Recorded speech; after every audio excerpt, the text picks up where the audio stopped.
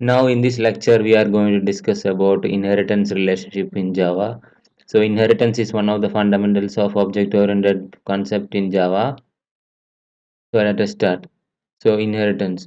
So inheritance is a relationship, parent-to-child relationship in which parent the child acquires properties from that parent. So it's similar to a father and child relationship. The child will acquire some properties from the parents.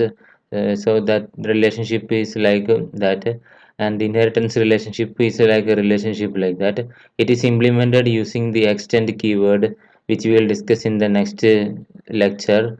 So inheritance is a strong relationship in which the child class will acquire properties from the parent class, and it allows code reusability as well as a strong relationship between the classes. And if a class is called as a super class or a base class or a parent class, all these names we give to the class from which the inheritance relationship is occurring, and the class which extend the class is called as extended class or subclass or child class. Every whichever naming convention you want to provide, that will be we can give whichever names you want to provide. So normally it is called as a super class and a child class. Like that we can call. And now let us discuss about more about inheritance. So in inheritance in Java, when you inherit, what happens? The protected as well as the public members, all the members will be inherited. If you are inheriting from a different package, if it is in the same package, then the default members will also be inherited.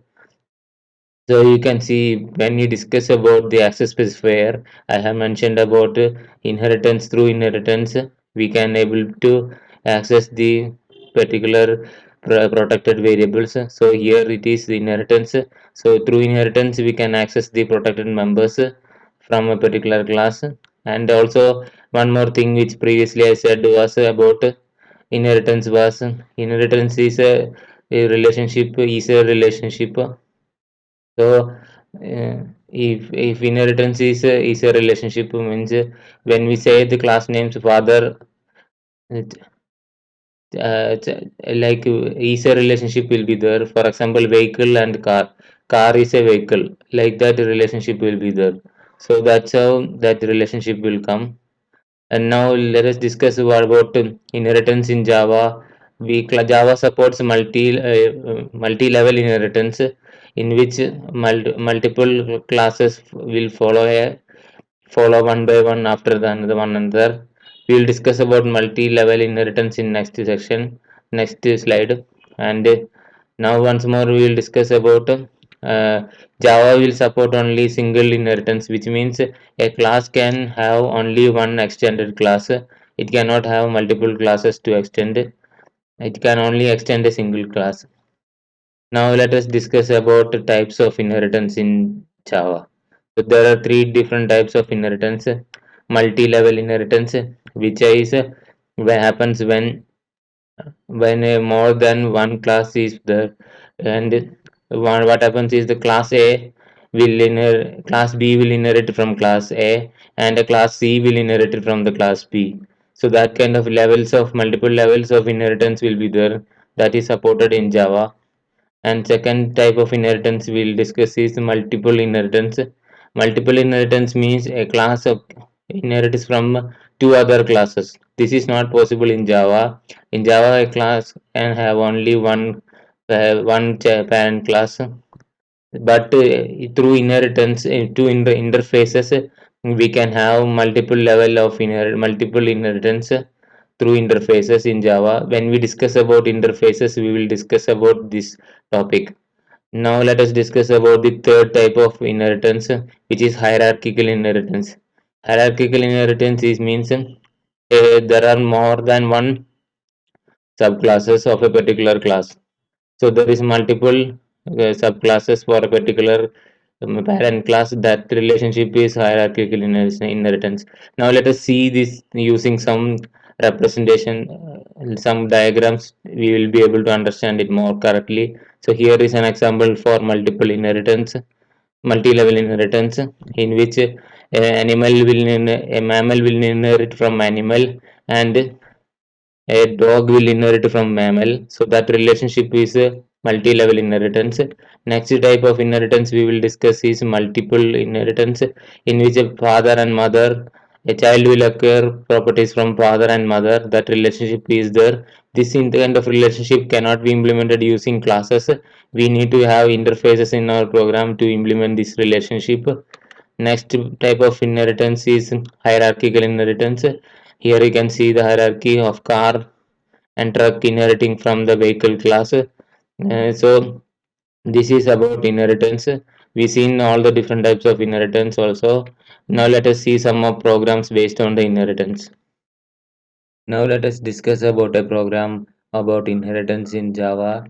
So here I am inheritance relationship which I am going to implement is an animal dog relationship. So animal is a superclass and the dog is a subclass, and dog is the child class and animal is a parent class, or like that also. Now let us see the code for the animal class. Animal class has some fields, name and color, and that field is there. And after that, there's a method, make noise method is there. Now let us see the code for the implementation, the child class dog.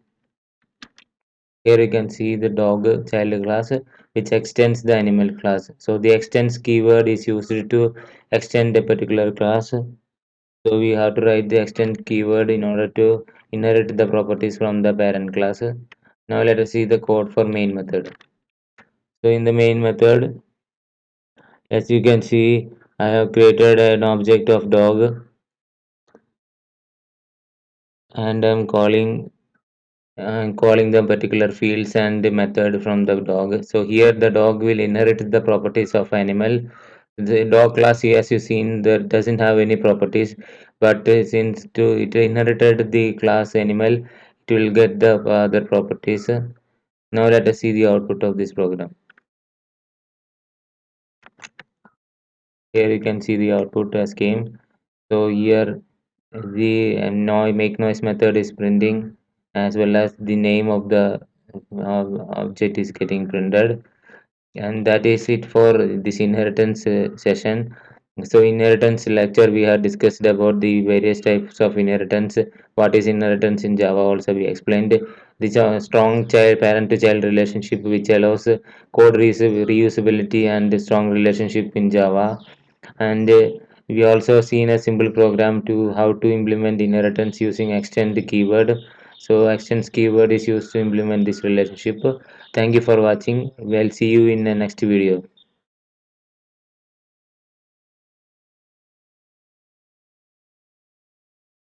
Hello friends, welcome back. In this lecture we are going to discuss about extends and super keywords in Java. So we'll start with extends. So extends is a keyword which is used to mark the inheritance relationship. So if you write an extends keyword followed by a class name, that particular class name will be inherited, class will be inherited. So the extends is a way to implement the inheritance relationship in Java, and we can extend only one class in Java. So Java supports a single inheritance in which we can only extend one class. And second thing is the we can extend multiple interfaces. So interfaces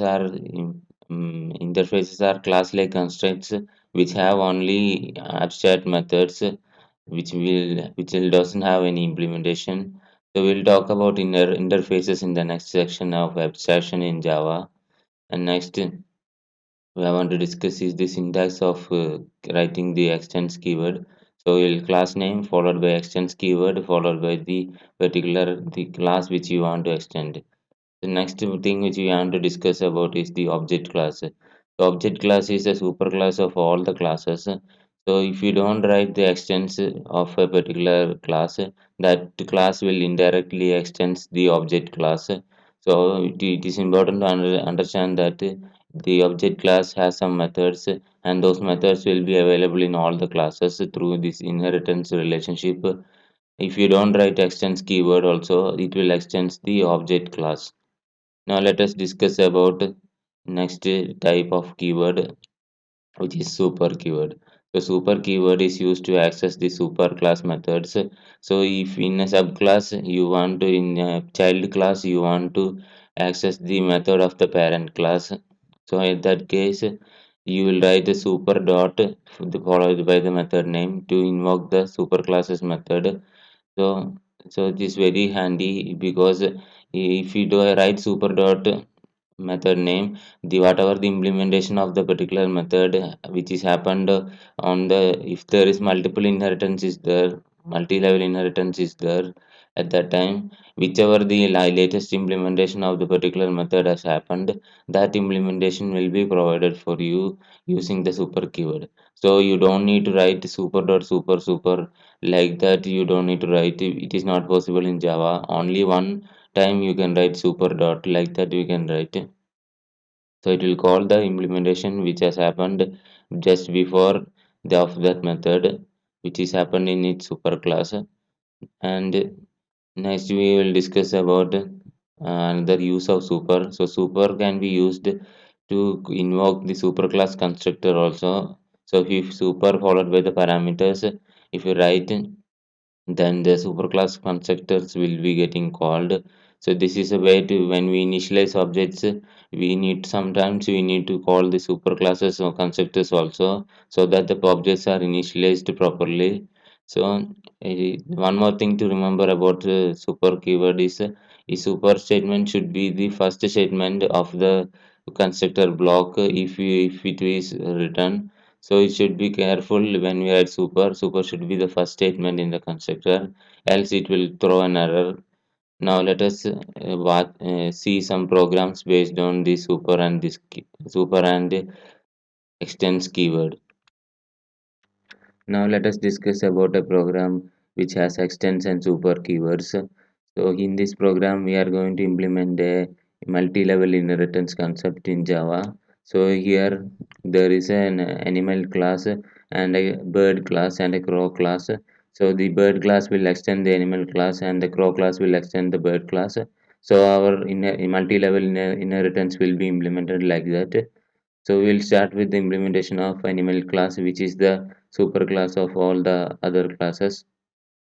So in the animal class, we have some fields and as well as a method make noise. Make noise method will just print the animal noise, like that it will print. Now let us see the implementation of the its immediate child class, which is a bird.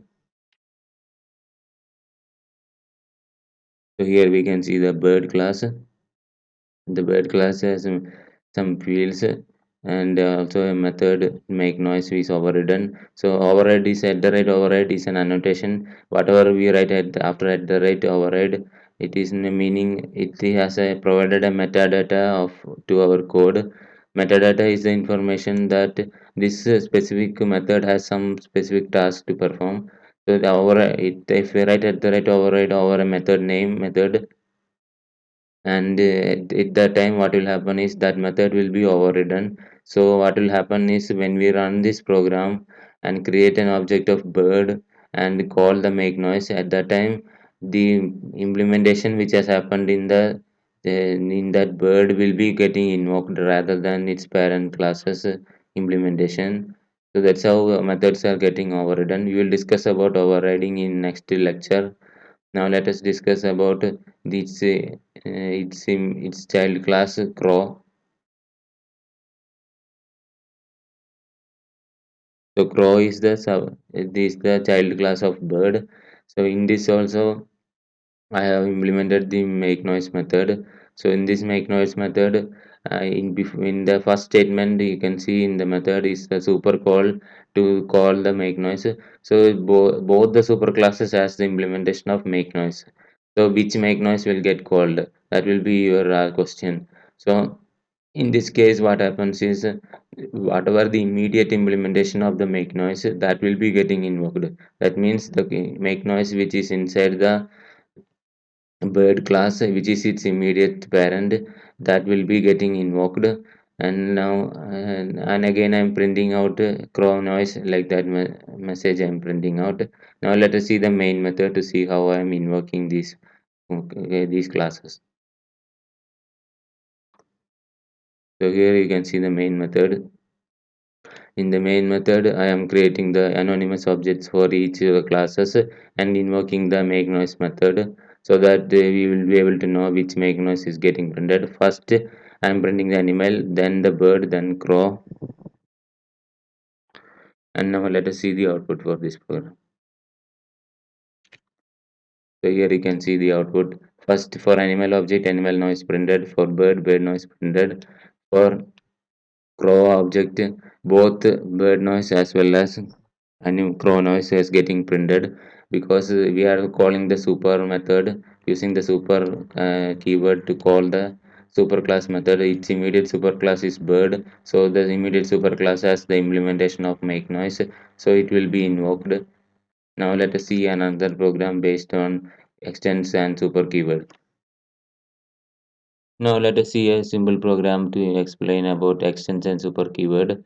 In this program, we are going to implement a single inheritance using a car to vehicle relationship.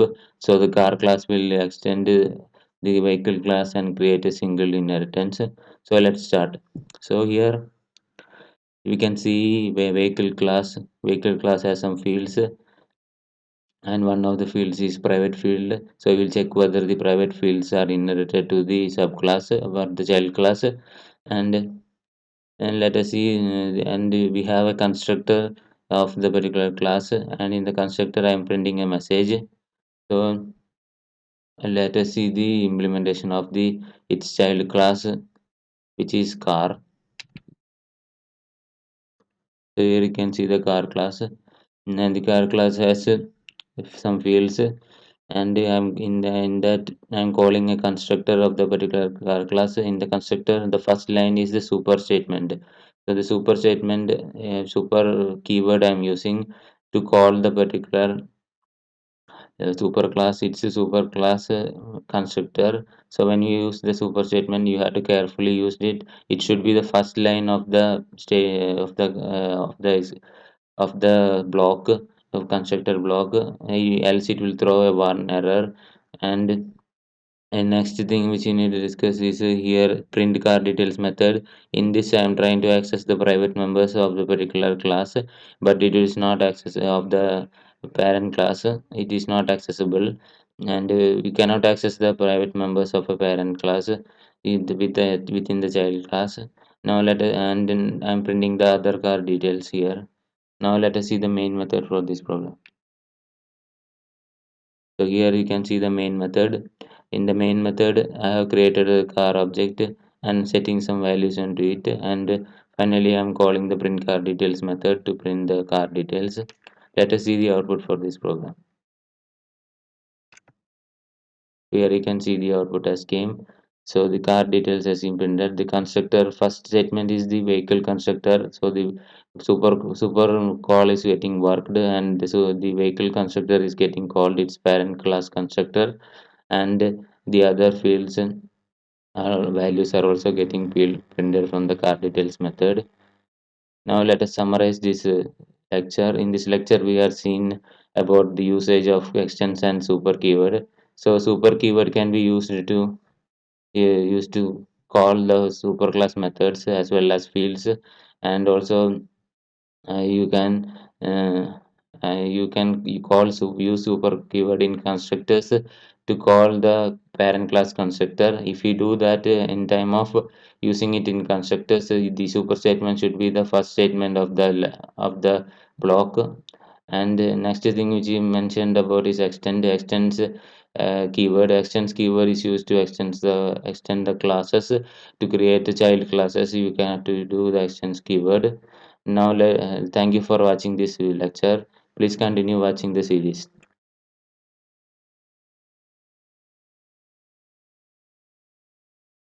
Now, in this lecture, we will discuss about method overriding in Java.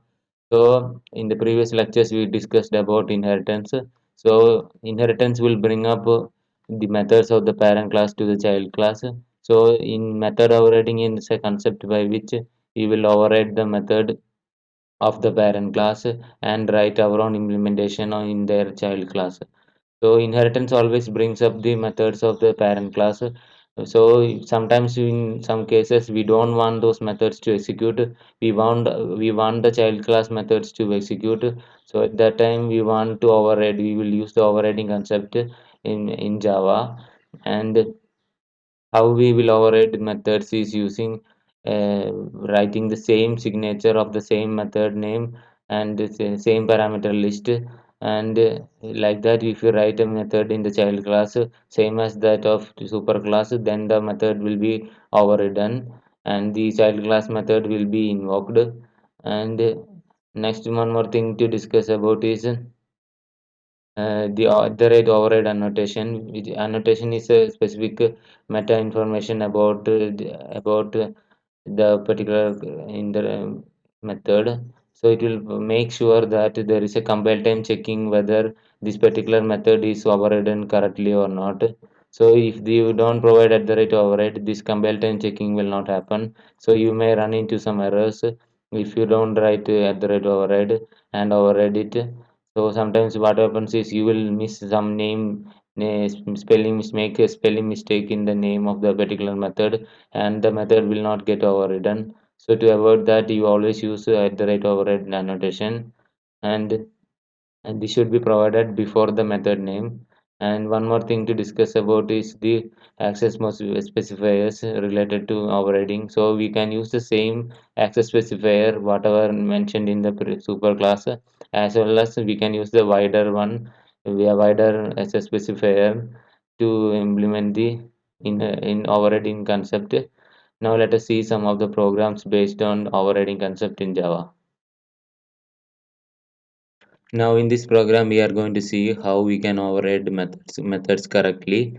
So here I have a relationship between person and employee that will be implemented using inheritance relationship, and it will be an extends relationship between employee will extend the person, and now we'll start with the person class. So person class has some fields. Following to that, there are some methods. Say hello method is a public method, and walk method is a default method, and there is a protected method which is run method. So these there are three methods in this particular class. So we will see how we are overriding these methods in the child class, which is employee. So we will see the employee class. So here we can see the employee class, which extends the person class, and here I have some methods which are overriding is all the methods are getting overridden. Here you can see say hello method is a public method, so I am overriding it with the public access specifier. This is the widest access specifier which is available, and for the default method I can override it with the protected and public access specifiers, as well as the default one also we can use. All the specifiers I can use to override the particular method.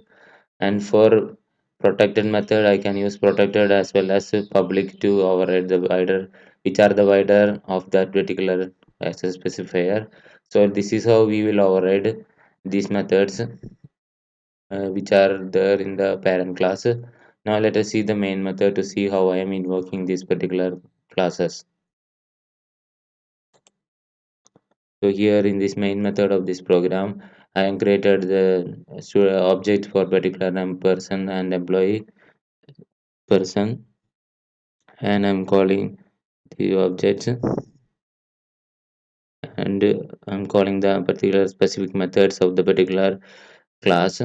And after that, I'm created the employee object and calling the employees specific methods to see whether the overriding has worked or not. Now let us see the output of this program to see whether the overriding is working or not. So here you can see the methods are getting overridden. Here you can see. So the whatever method will logic we have written in the child class is getting invoked. The methods are getting overridden. And this is the program, simple program based on overriding. Here we seen that how a wider specifier we can use to override. And now let us see another program based on overriding. Now let us discuss about another program based on the overriding concept in Java. So overriding we have seen in previous example how to override with the specific specifiers as a specifiers, wider access specifiers we are used. Now let us see in this program we are using a multi-level inheritance concept. So in which class will inherit, which method overridden method will be called or not, we will check it out. So let us see this example. This example will have animal, mammal, cat relationship. So that there is a multi-level inheritance there. Now let us see the program for animal. So animal class will have only a single method, which is a make noise method. So it will make an animal noise like that I'm printing. Now let us go to its immediate child class, which is mammal class.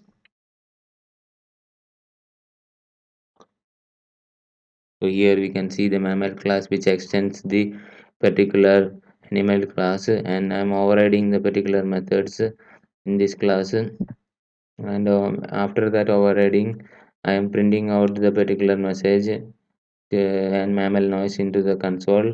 Now let us see another program, the next class, which is the cat class. The cat class will not have any methods.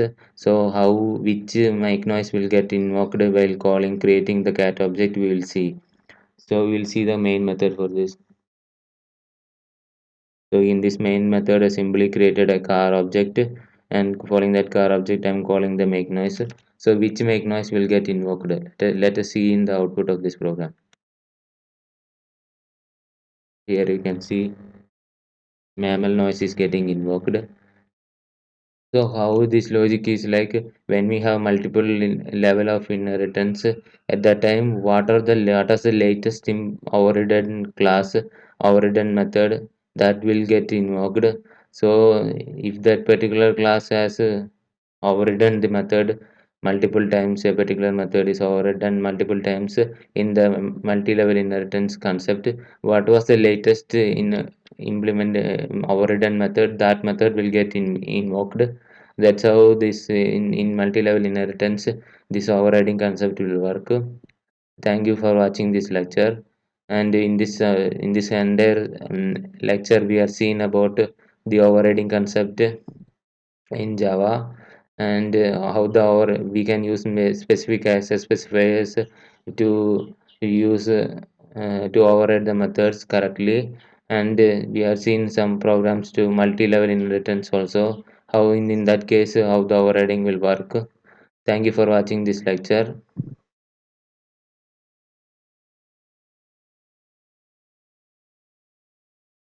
Hi guys, and welcome back. In this lecture, we are going to discuss about method overloading in Java. So it is one of the fundamentals of object-oriented concepts in Java. So let us discuss about method overloading. So what is method overloading? It is a process to having multiple methods with the same name and different set of parameters in a particular class. If you do like that, when we invoke the particular class and methods, you will have the ability to take different forms. So that different forms ability is called as polymorphism in Java. So ability to take different forms is called as polymorphism. And one more thing about is that you can have any different type of return types. It doesn't matter, but the method name should be the same and the parameter set should be different. If you keep the method name and parameter set same, then it is a duplicate method. So it will throw compilers will throw a error. And this is how this our method overloading is also called as static polymorphism or compile time polymorphism. So what happens is the binding will happen on the compile time, that's why it is called like that. So when we have multiple methods with the same name and different set of parameters, we will invoke them using using the object. At that time with compile time only this checking will happen. So that's why it is called as compile time polymorphism. Now let us see some programs based on our method overloading in Java. Now let us see a program based on method overloading in Java. So here I have a class called as printer. In that class, I have two methods which are overloaded methods: print of int I, print of int I, and printing that particular value, and print of string value. So if I have that another method, here you can see in the third method I tried to create was like this. The return type of the method was string and the name of the method was print, and it will take a parameter of integer a. But what happens, this will throw an error like a duplicate method. So we cannot have the same return type. Return type should not be, say, it is independent of the return type. The method name and the signature should be unique, else it will throw duplicate method error. Now let us see the main method of this program to see how I am overloading these methods. So here you can see I am calling the same method but with a different. I created the printer object and calling the same methods but with a different set of parameters. So that's how method overloading is there. Now let us see the output for this program. So here you can see the output. Both the values are getting printed. That's how a method overloading is simple program on method overloading. Now let us see another program on method overloading. Now let us see another program explaining about a method overloading in Java. So method overloading we seen it is by keeping the same name of the method and different types of parameters to the particular method. So here we have created a multiply methods which is overloaded. So first of all for int a b and multiplying the values and putting a system.out.println so that the message will be printed into the console. Next thing is the multiply of three parameters. So that's how method overloading is done. And again I'm printing out the particular method under the particular method, and the another one is a double parameter sets. So it will take the double set of parameters and it will return the particular values. And for one more method of multiply float, it will take the float parameters and it will multiply the float parameters and return the results. This is how method overloading is done. Usually the return types will be different. The parameter set will be different and it will have multiple parameters, and name should of the method should be the same. And let us see the main method of the program to see how I am invoking. So I am calling one by one each method one by one. All the multiply methods I'm calling with a set of parameters values I'm passing to them. And we can see here I am for a float I am calling with the parameter values with f. So for the first value is float itself, it will identify the particular function, float function, and it will call the float function, float method correctly, and that's how it will infer the particular type from the particular value which is provided in the method. So the method, while calling the method, we have to specify the parameter and what is the type of the parameter. And if there is like in this case of numeric types, we have to mention their specified symbol like f or d. For double we can also mention. If I don't mention also, here you can see for double I put 2.0, but it will call the double method which is overridden or overloaded. And now let us see the program output for this. Here you can see the output. So these values of overloaded methods are getting invoked, and you can see how the int multiply method is getting called, float the double multiply method is getting called, and float multiply method is getting called. So this is our this lecture we have discussed about how to do overloading in Java. So we seen some two programs based on overloading in which we had overloaded and created our own functions methods to overload the particular functionality. Here we had a first program we had used a print method to overload the print functionality, and in this program we are used the multiply function to overload the multiplication functionality. So this is one of the core pillars of object oriented programming, which is the polymorphism, the ability to take a method and or object to take different forms, so having different meaning but the same name we will use. So this is important to learn. Thank you for watching the series. Please continue watching the series. I'll come back with another lecture.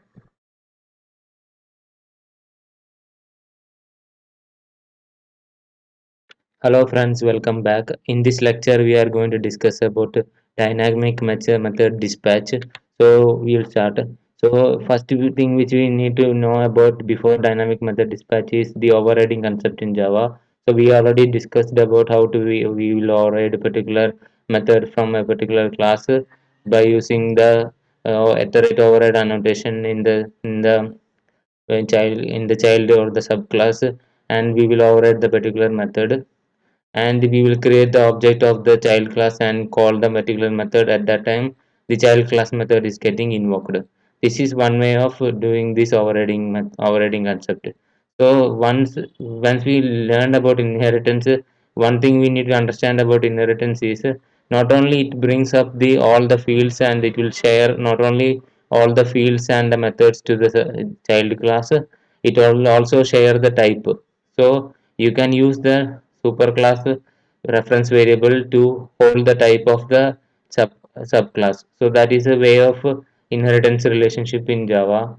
So in dynamic method dispatch is introduced is there in Java, which allows us to have a runtime calculation of which method to be invoked while doing overriding, which method to be invoked, either the superclass or the subclass. It depends upon the type of the object being referred, not the reference variable type. So this is the dynamic method dispatch.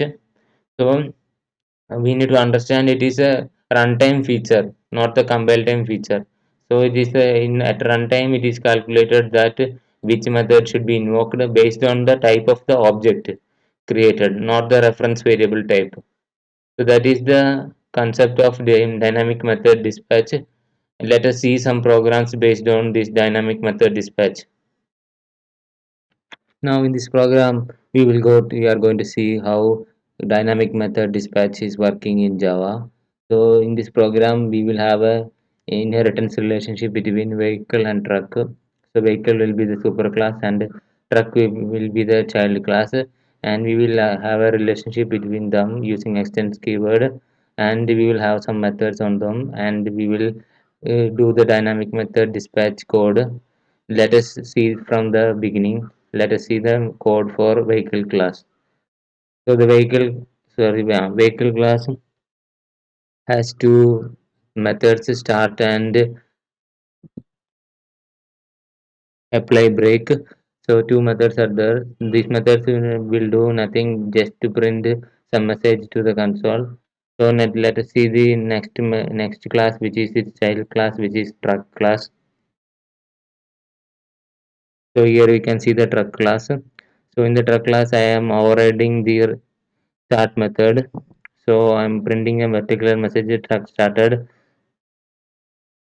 message I'm printing, and you can see here I have another method unload in separately for trucks. So trucks will have unloading feature. So I added that particular unload method to the truck only, and let us see the main method for this program. So here is the main method. So here I am you can see here I am creating the vehicle reference variable and creating the object of the particular it's a subclass truck. So like this in Java it is possible. When you have an inheritance relationship, we can use the in type of the particular uh, sub parent class to hold the particular child class variable object, and we can have this kind of relationship. This and after that I am calling the start method. So which start method will get invoked, the parent class one or the child class one. Here I am using the reference variable is of type parent class, but the object being created is of the child class. So which one will get executed? The dynamic method dispatch will allow to execute only the it depends upon the type of the object. So here for us the type of the object is of truck. So the trucks method should get invoked. We will see when the output of this program will execute. And after that I am invoking the method from the particular vehicle class. So vehicle methods are all available for the using if you do like this kind of reference variable creation.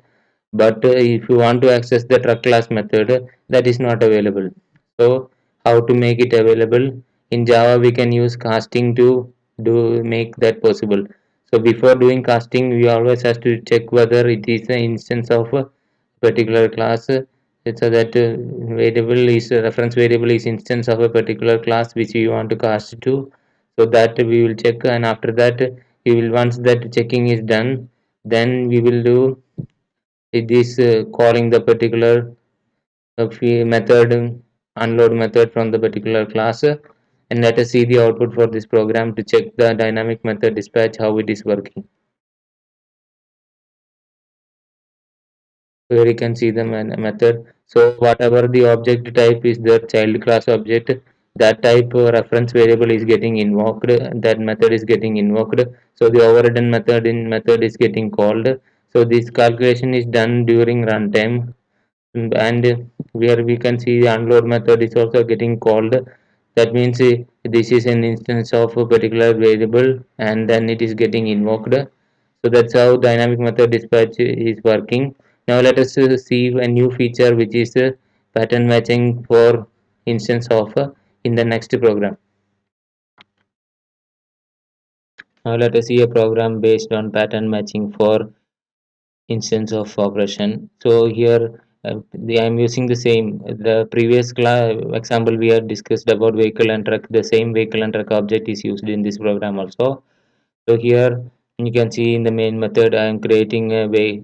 I am using the vehicle and vehicle reference variable to hold the truck object, and you can see I am using the new syntax in the instance of operation. You can see the instance of particular truck T. I am putting like that. So by using like this, we can avoid the casting process, which is a difficult complex process. That step can be skipped and directly we can call the particular method. So this pattern matching feature is introduced in later into Java, which allows us to have a more compact code for instance of operation. Now let us see the output for this program. Here you can see the output. So the method is getting called, unloading truck is getting printed. So that's our output of the program, same as what we got in the last program, which uses the casting operation everything. So this is a new feature which is introduced into Java. And now let us summarize this section. In this lecture we are gone through the dynamic method dispatch concept in Java. So it depends upon the calculation of which method is getting should be called depends upon the type of the object being created, not the reference variable. That is an important point we have to remember from this lesson. Thank you for watching. Please continue watching the series.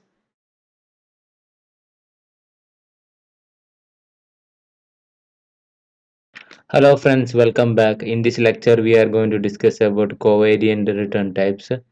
So covariant return types is an important concept in object-oriented programming. So let us discuss about that. So covariant return type in Java. So covariant return type is a feature by which we can override the methods based on their return type. Prior to Java 5, there was no functionality.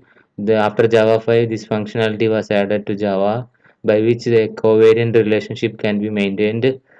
So let us see discuss more about covariant return type. So here can we already seen overriding in Java. So when we have the same return type, then the overriding is working fine.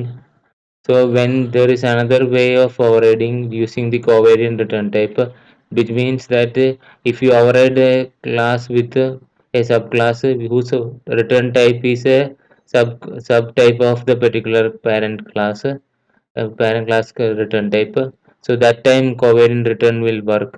So this is a functionality which is difficult to explain theoretically. So when we see the practical for this program, you will understand it thoroughly, and let us see the advantages of using this kind of covariant return types. So the first advantage is we can avoid class cast exceptions. So if the particular method is returning you the subclass or the covariant objects, so that returned object will be automatically casted correctly. So we don't need to take care of the casting process, which may lead to class cast exceptions.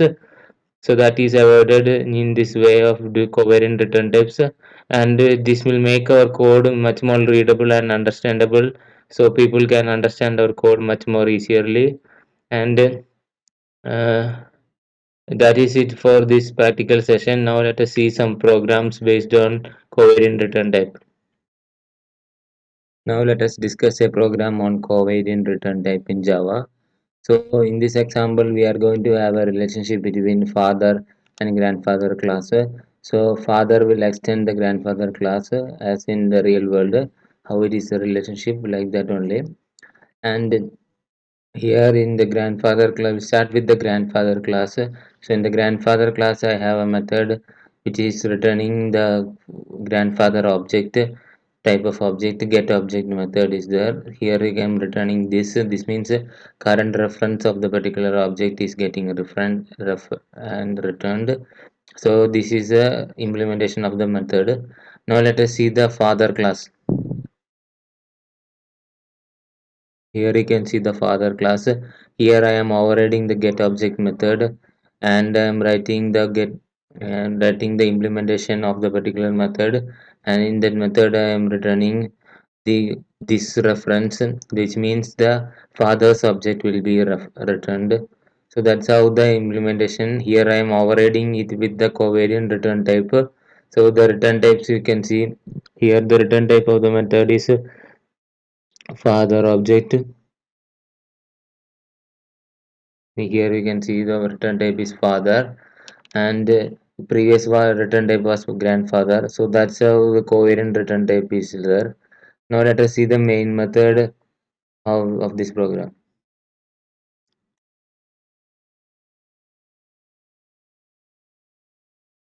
So here you can see the main method. In this main method, I am creating the objects for the particular class, and I'm invoking the invoking the get object method and printing the particular. In the get object method, I have put the system.out.println messages to print the particular corresponding which object is getting returned. So this is how covariant return is there. It is return type is there. Now let us run this program to see the output, how the which objects are getting printed. Here according to this code, the when we invoke father objects get object method, the father object should be returned back and the message should be printed correspondingly. And for grandfather object also the corresponding message should be printed. And finally I have a dynamic method dispatch like feature in which I am taking the superclass object reference and calling the creating the subclass object. So like that also put one condition. Now let us see the output. So here you can see father object is getting printed. After that, for grandfather objects are getting printed. So by using this, we don't need to do any class casting. Everything is maintained while doing the overriding. So covariant return types is a cool feature in Java which allows us to have return types to have that covariant relationship. So we can have override methods using their return types. And thank you for watching this lecture. Please continue watching the series.